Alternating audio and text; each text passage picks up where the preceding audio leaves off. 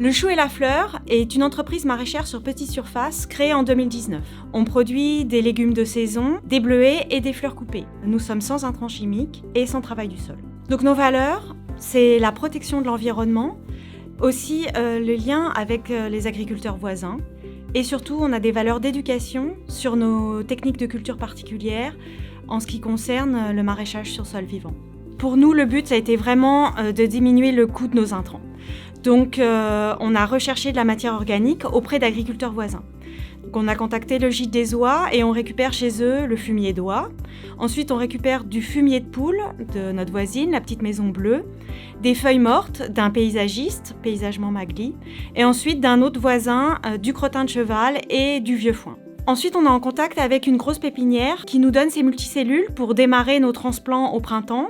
On récupère aussi chez eux des bacs à bulbes qui nous servent pour transporter les récoltes et leurs plastiques de serre usagés qui nous servent à réchauffer les sols tôt au printemps.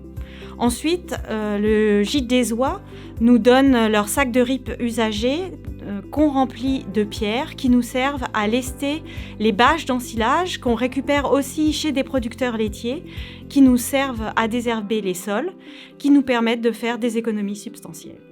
Les bénéfices pour nous sont tout d'abord économiques, en récupérant toute cette matière organique et ces plastiques. Ensuite, ce sont des bénéfices sociaux, c'est-à-dire qu'on peut créer des liens avec les agriculteurs voisins. Ensuite, le bio est accusé d'utiliser beaucoup de plastique, notamment pour les pratiques de désherbage. Et le fait pour moi de réutiliser des plastiques d'usage agricole, ça permet de diminuer l'impact environnemental de ces plastiques. Ensuite, on valorise nos surplus, c'est-à-dire qu'on vend nos légumes en surplus ou déclassés à des prix modiques à nos clients. Ou en dernier recours, on les redonne gratuitement au gîte des oies. Ça leur permet de nourrir leurs oies pendant l'été avec des légumes frais. Pour le futur, nous, on est toujours en recherche de plastique d'ensilage, de silos horizontaux, parce que pour nous, c'est vraiment une belle ressource. On voudrait aussi participer à plusieurs ateliers de maillage et j'encourage d'ailleurs tous les producteurs agricoles et agroalimentaires de la région à participer à ces ateliers, car lors de ces ateliers, il y a de nouvelles idées qui émergent et c'est là qu'on se rend compte qu'un déchet pour les uns peut être une ressource pour les autres.